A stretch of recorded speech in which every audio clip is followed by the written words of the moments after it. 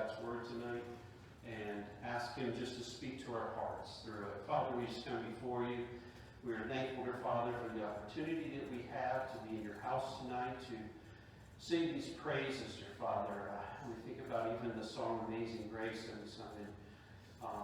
So many times we sing that, can become trite because it's so familiar, those words of that song. And we're thankful, dear Father, how that what you've done in our hearts and what we have to look forward to one day because of your amazing grace. And we're thankful for it. I pray, dear Father, tonight that you would just meet with us. We just pray that you would speak to our hearts. Help us just to put the busyness of maybe the week of next week out of our hearts and minds. Help us just to focus in on what you have for us through your word. And we ask these things in Jesus' name. Amen. Well, we'll be here in Isaiah chapter 1 tonight. And a little bit of an overview of chapter 1, just to go through. First thing we'll point out is the objectives. The objectives of chapter 1 we have there in your notes is to begin our study of Isaiah with an introduction and sample of the entire prophecy. We've done that last week and just kind of summarizing everything. We also, there's a lot of information in there as far as the background of Isaiah and who was in power, leading up also to, we even had put some information in there as far as even Isaiah's death, how that came about. And so we have a lot of information there that we went over last week in as far as the overview. But then also number 2, to observe God's condemnation of Judah for lack of compassion and justice for the fatherless and widows, along with idolatrous worship. Also to see, number 3, to see the redemption God offered for those willing to repent, and the destruction promised to those who persist in their rebellion. And there's nothing new under the sun, is there? You know, you think about our world today, and you think about God's justice will be meted out one day. We think about, even as we mentioned here, for those who are unrepentant, there's going to be destruction that's going to come. And as believers, that should break our hearts, by the way. Isaiah, it broke his heart what was happening to Israel as God's people and how they were turning their back on him. And so here, we'll be looking in through many chapters here, dealing with just that in the book of Isaiah and his bringing about and the words of God to the people, helping them to understand where they really were in light of a holy God. Just a couple things I'm just going to bring out just here in summary. The book of Isaiah begins with a heading that defines the nature of Isaiah's message as a vision concerning Judah and Jerusalem, received during the reign of 4 kings of Judah. There was Uzziah, Jotham, Ahaz, and Hezekiah. This would place the date of Isaiah's work approximately 739 to 690 BC. So for those of you that might wonder, when this kind of fell in line as far as this book, around 739 to 690 BC. So here as we begin, and in your outline, point number 1 there is, and I'll tell you what, I'm going to do point 1 and give you the blanks for that, and then we can just delve in, because if I don't, more times than not, I forget to give you one, and then we're spending a lot of time on that. So point number 1 is the heading. So the first blank there is the heading, Heading. And then the first thing we'll look at here is the nature. The nature is A, nature of the book. B is the author of the book. By the way, this is just a side note.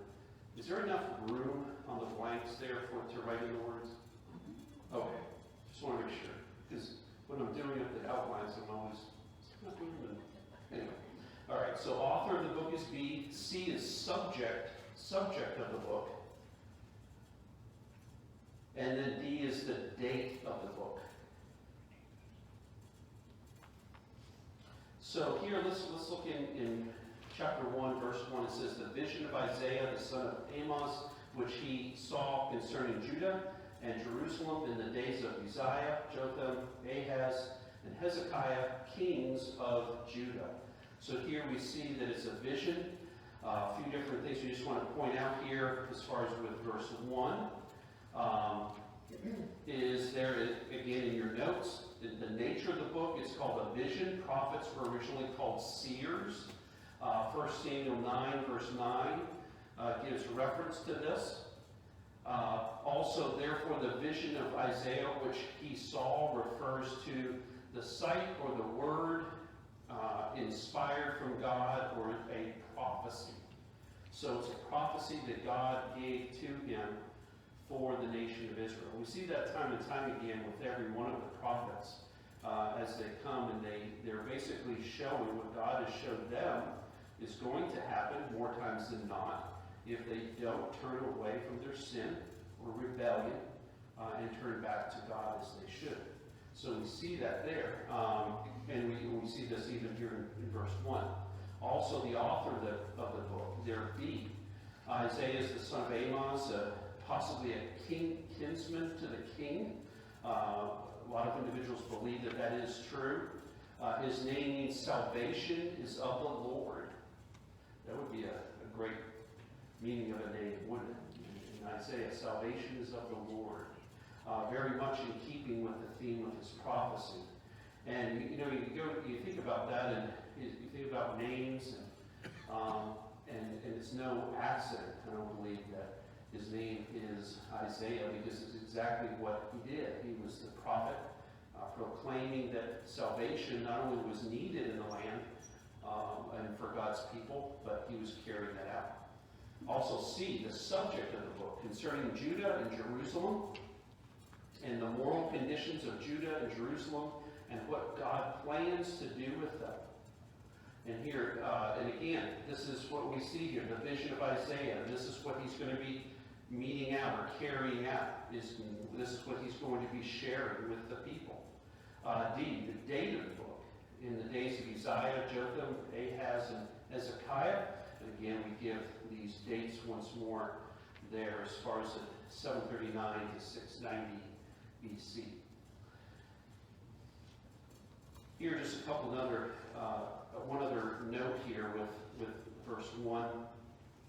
In the days of the prophecy of this chapter, probably took place again in the time of Ahaz, king of Judah. And Ahaz, by the way, was an evil king, we would say. He was an evil king, and also his reign over Judah was invaded many times by surrounding nations. And you think about that, even with that point in itself, that other nations, God was allowing these other nations to invade. That wasn't by just happenstance. We think about, wars today, and we think about a nation by invading another nation. You go back to the Gulf War, whenever Saddam Hussein went and invaded Kuwait, and everyone responded to that. Here we see that even here, as we're talking about this one point, is that there's different occasions here under his reign where God allowed various other nations to come in and basically attacking Israel. Now, again, it's not for naught. Why? And I think that even in the aspect that he was an evil king, he wasn't living for God himself personally as he should. Also, he was leading the nation away, and there's something to be said about that. As leaders, even whether it's in a church, whether it's in a nation, if we have ungodly leaders, they're going to lead people astray. And we see that in our world all around us. And we see what the ramifications of that is. And so here, if you have an evil king that's not living for God as he should, even God's people, even though they're his people, they're going to be led astray because of his undoing of what God is intending for the nation as a whole. And I think sometimes too, even we see that even with David, even whenever he sinned with Bathsheba, he was led astray by the sin and by the temptation.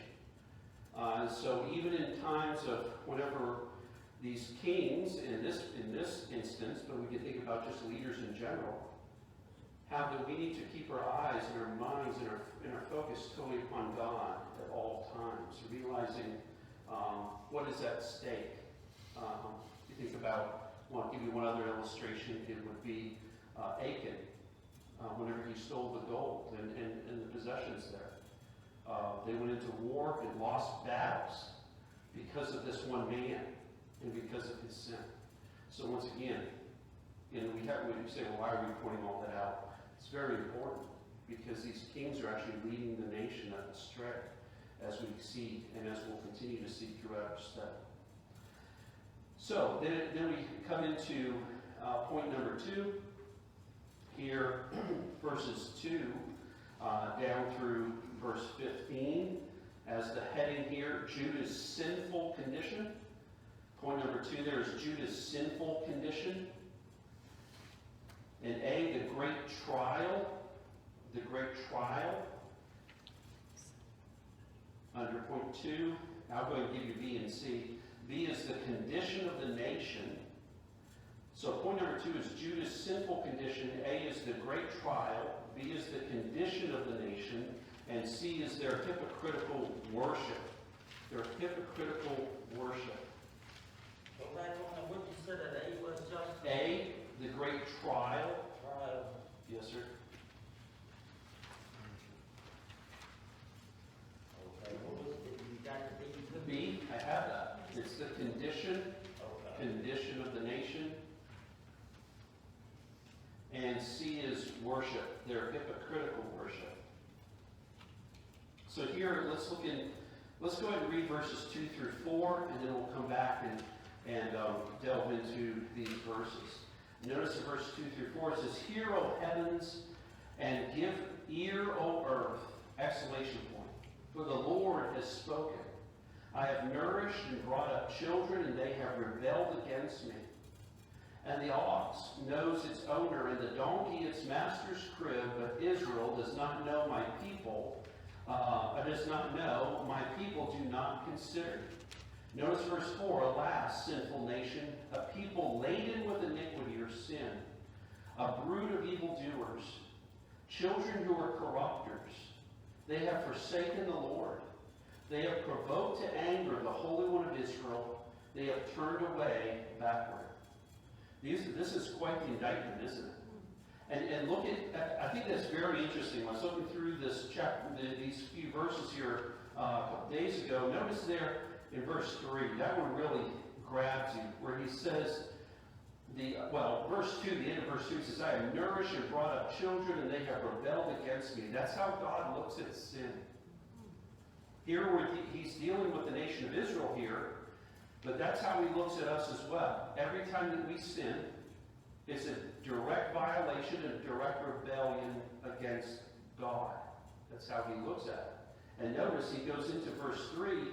This is the one I want to look at just for a moment. He says, notice, "The ox knows its owner, and the donkey, and by the way, the donkey, its master's crib." You think about, too, a donkey, how at times, they can, or a mule, they can become very obnoxious, right? But notice, what he's saying here is actually very true. He says, "In the donkey, its master's crib." At the end of the day, it's going to be obedient and go home, right? And then he goes on, and notice he says at the end of verse 3, "But Israel does not know. My people do not consider." What are they not considering ultimately? God. Yeah. They're not considering him. And notice, every other part of this, you say, well, why is he bringing up animals? Because every other part, and we mentioned this from time to time in lessons or sermons, every other part of God's creation is obedient to him. Amen. It's doing what he's made it or them to do, except for mankind, who is in direct rebellion because of sin to a holy God. And so here, you notice again, this is why he uses this illustration. The ox knows its owner and the donkey its master's crib, but Israel does not know, and my people do not consider. Again, who? It's creator, it's God, it's sustainer, and you can go on and on. And then he goes on into verse 4 again. He says, alas, sinful nation, a people laden with iniquity or sin, a brood of evildoers. And could you imagine being labeled like this? You know, sometimes we probably think a little highly of ourselves, and a brood of evildoers. And again, this isn't just Isaiah, laying into these people. This is the words that God had Isaiah to tell the people. This is exactly how God views your sin. And then he goes on and he says, children who are corrupters. And I thought about this too with that verse. So it's not only, and you think about this just in just this one aspect. You think about the children, say the parents of the nation of Israel. And as the kings are sinning, then you have the people sinning, and then they're the ones, it's not only the people being corrupted because of evil kings, but then also you have the children, you have the next generation being corrupted as well. Because that's what they're being taught. They're not being taught to follow after God, because now that's been diverted, and now they're following after themselves and becoming a sinful nation. And then when you see this verse where he says there in the middle of verse 4, children who are corrupters, and they're corrupting not only themselves, but also future generations if you carry that on out. And we need to pay attention to that in our own lives. When we sin, which we shouldn't be, but if we find ourselves in sin, more times than not, we're not the only ones being affected by that sin. It's always a trickle down. And we never really think about that in the moment, do we? And so once again, it goes to show you how that we should be forsaking sin more and more. And then how does he end? He says in verse 4, they have forsaken the Lord. They have provoked to anger the Holy One of Israel. And they have turned away backward. So this is basically the epitaph at this moment that God has on the people. A few different things to go over here from verses 2 through 4. Here we see the complaint of the Lord against Judah. Hear, O heavens, and give ear, O earth. Notice he says that in verse 2. God here called heaven and earth as witnesses against Judah, and the leaders and people of Judah had resisted his will, and God now stated his case against them. That's what we find going on from verses 2 down to verse 4. And we might think of heaven and earth as the jury, in a sense, that God presented the case before. And who would be the jurors? Basically, he uses, if you will, the animals. They're the ones being obedient. And here we see how but mankind is the ones being disobedient. Use this, if you keep your finger there and turn over to Romans chapter 8 and verse 22.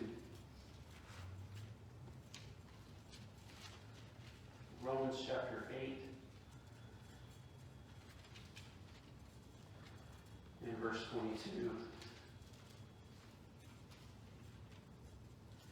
where he says, for we know that the whole creation groans and labors with birth pangs together until now. He begins there in verse 18, for I consider that the suffering of this present time are not worthy to be compared with the glory which shall be revealed in us. The earnest expectation of the creation eagerly waits for the revealing of the sons of God. For the creation was subjected to futility, not willingly, but because of him who subjected it in hope. And then he says in verse 21, because the creation itself also will be delivered from the bondage of corruption or sin into the glorious liberty of the children of God. For we know that the whole creation groans and labors with birth pangs together until now. Here creation is waiting for the deliverance that will come when the Messiah rules directly over all of creation. And here in the Old Testament, of course, the Messiah had not come yet. And here you can see, even through the Old Testament, how that there were, you can use that term, if you will, the birth pangs of the need of a Savior, a Messiah to come and to fulfill everything that was needed for ultimately sin to be not only forgiven, but for there to be a perfect lamb sacrificed to be able to take care of the sins of mankind. And that Savior. Also, when God's people disobey, we might say that there's a sense in which they delay that resolution of all things, so heaven and earth has an interest in our obedience. Now, we say that in the essence that that whenever we're not living our lives, we're being maybe at times sinful. How that that's not what God's will is for our lives. We would all have to agree with that. And in that, we would have to also say that God's will is for us to be sinless. And here, for the nation of Israel at this time, this is exactly what he's wanting for them, is to be sinless and not, if you will, sin more. Also, where he says there in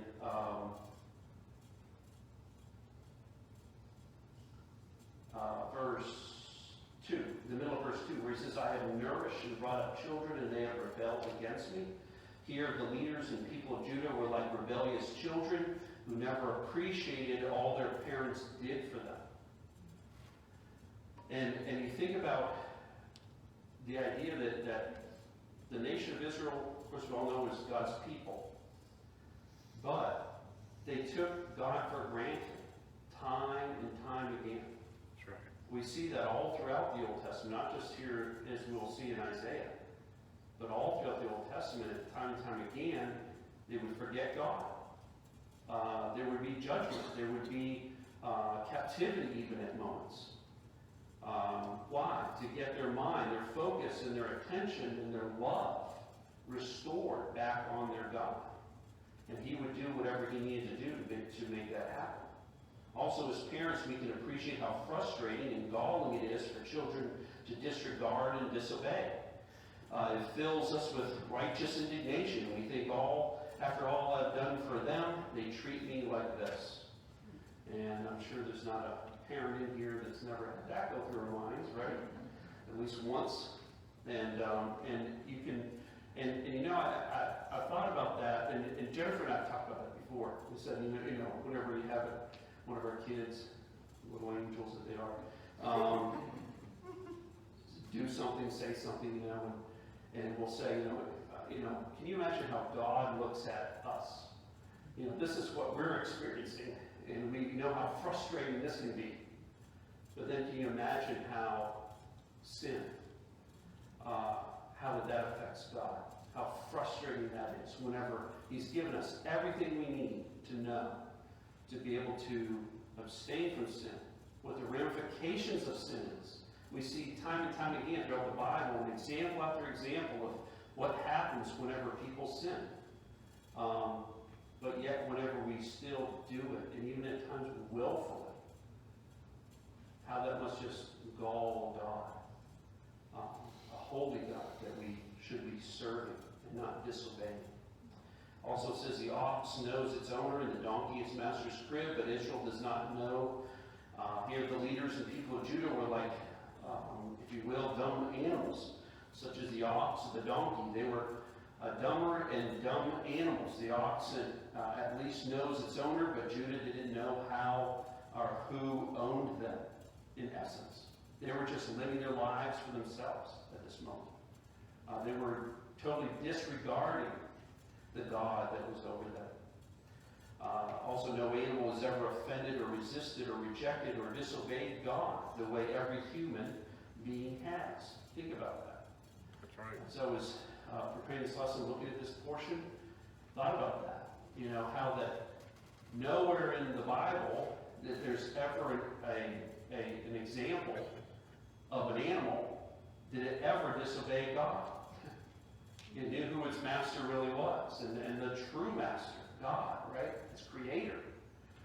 But yet we have individuals willfully sinning time and time again throughout the Bible and going against that. Also, as we go into verses 5 through 9, we'll probably get through this portion here tonight.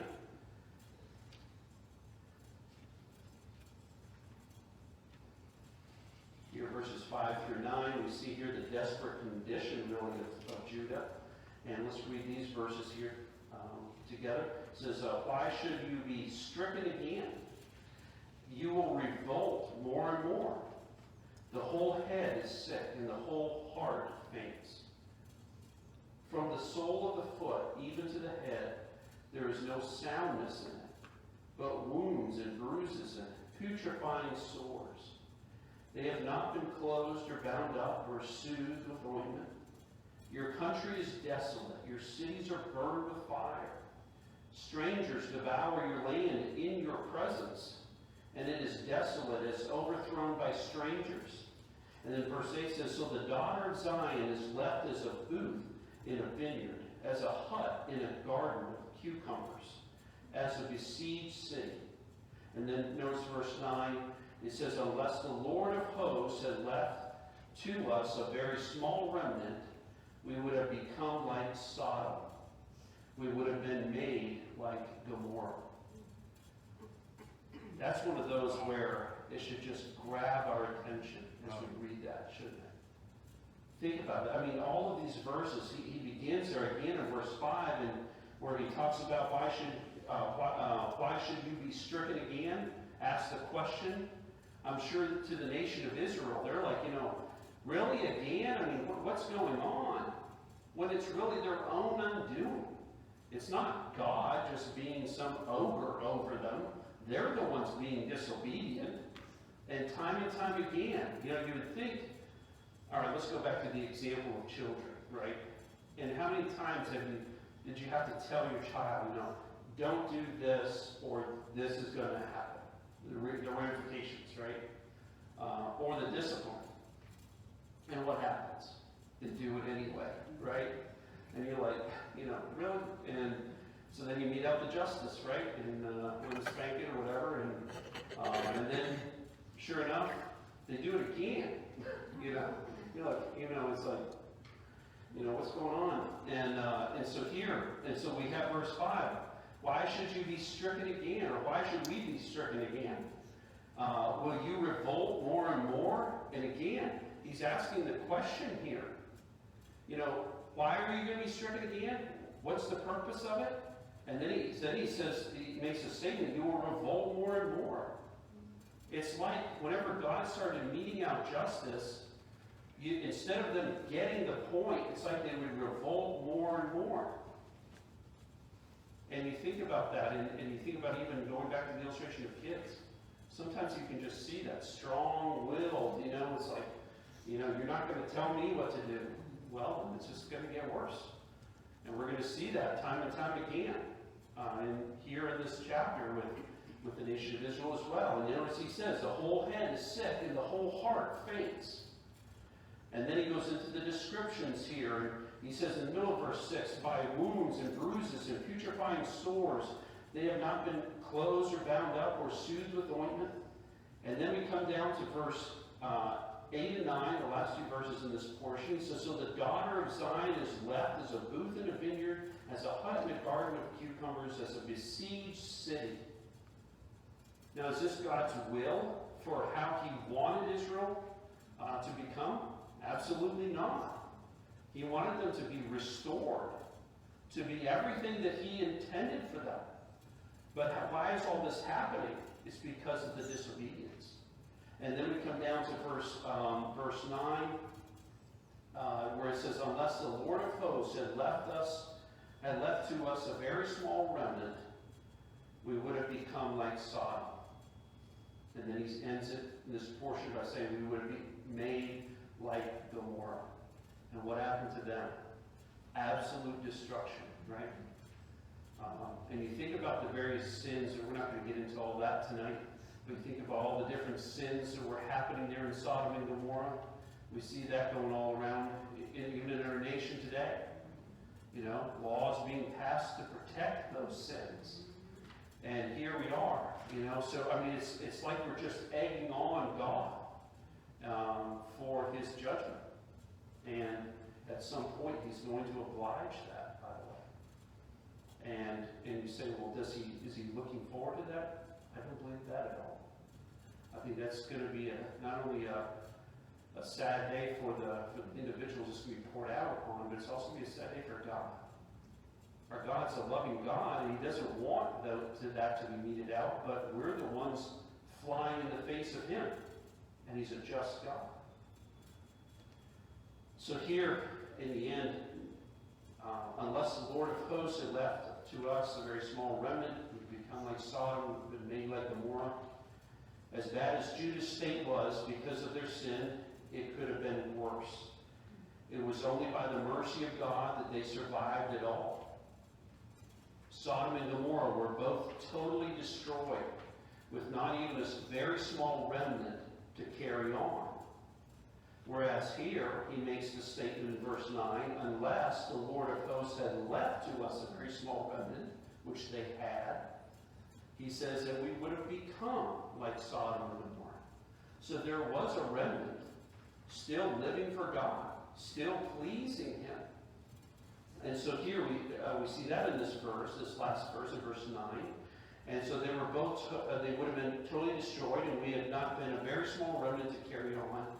And then also here in the end, even in the midst of judgment, God showed his mercy to Judah. Now, we'd ask the question, would God have been totally justified and righteous in just basically eradicating everyone? He would have been, because, I mean, it's up to God, right? We're his creation. But he shows his mercy because there's this remnant. Now, should everyone have been the recipients of that mercy? No, because we have individuals who are just totally, basically just blowing off God. They're just forgetting him altogether. So, but because of the remnant, we see that God's mercy is shown, and basically all of Judah is the recipients of his mercy and grace.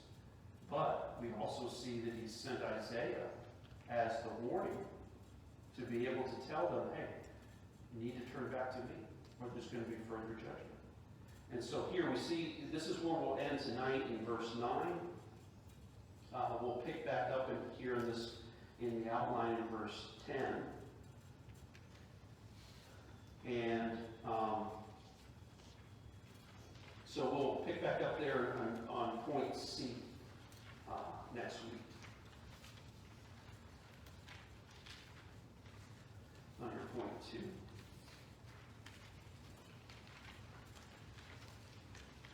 And let me just make this comment as we close with the Bible study portion is, and just like we talked about with Job, and we should make this comment with any study that we're doing or going through, is that it's for our admonition. It's not to just go through a book and say, well, that was neat, and I'm glad, God worked however he worked in that particular book. It's given for our admonition to learn that, hey, just like Judah, we've got issues in our own country today, right? We've got issues in our own lives today. And it's really the common denominator is sin. It's rebellion. And so God has given us his word, and that's the one thing we talk about all the time, how we're thankful for God's word. But the one thing we should be extremely thankful for is that he gives these illustrations all throughout his word. Not only just the good times, but also how that his justice is meted out. And how that we should have a holy reverence of God and fear of him. Not that he's just going to come and beat us in the head with a bat, but the idea that, hey, this is a God to be reverenced. This is our creator. Just like we would reverence a king. Or those over us, or we should be. This is the same idea on times infinity with God. And yet so many times we reverence other humans at times more than we do our God. And that's a problem. So again, as we continue to go through this, and just like we encourage you to do as in our study with Job, especially encourage our hearts to do the same as we're going through this book. Not just say, well, this is for Judah. Well, this is for us as we're going through this, to pick through the points that are made and to apply them to our lives.